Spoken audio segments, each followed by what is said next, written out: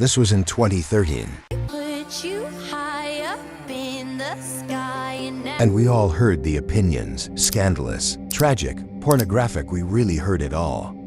At the same time, given the uproar it caused, you have to take your share. So in 2014, with the same criticisms, up to this point, it's still manageable.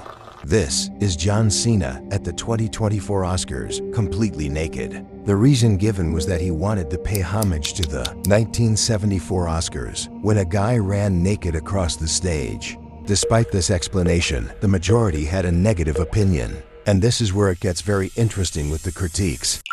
In John's case, he was judged as embarrassing, pointless, and completely ridiculous. Some people, for reasons I don't understand, found it funny. But let's move on.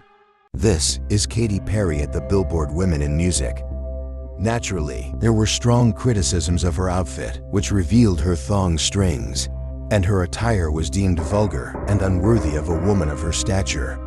There were still some who defended her, claiming that her outfit reflected her confidence. Recap: both John and Katy faced criticism. Where I want to go with this is the fact that John Cena was judged as funny or embarrassing even though he was completely naked, while Katy Perry faced criticisms of vulgarity or not, yet she was much more dressed than he was. If you were to judge only by the comments without seeing the two people, everyone would think it was Katy who was naked. But the person actually naked was only criticized for being ridiculous, never for being vulgar. Beyond this example, there are countless cases where men go unnoticed, like this outfit by Lil Nas X that didn't really make waves. But imagine if it were Ice Spice in his place. Another example is the controversy about how women's clothes are too tight or too short. And still, no one talks about this men's tank top that shows the nipples or those kinds of leggings that reveal men's private parts. There are thousands of examples like this across all fields, but the question that comes to mind is, why are women so sexualized and harshly judged for it, while men are critiqued for their humor in similar situations?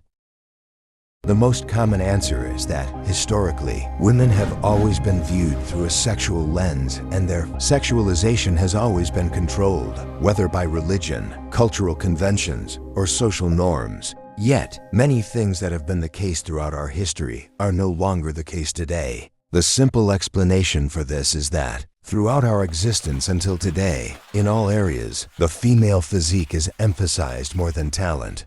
That means today, if you're a talented woman in music or any other field, and you refuse to undress, it's almost impossible to succeed.